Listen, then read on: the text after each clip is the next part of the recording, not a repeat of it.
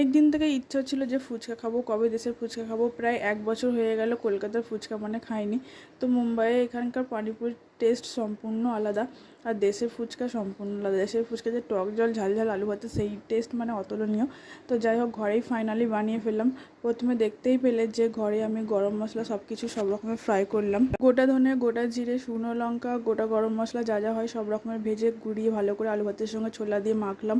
নুন, বিট নুন মানে যা যা ফুচকাতে লাগে সবই দিয়েছি। খেতে কিন্তু দুর্দান্ত টেস্ট হয়েছিল।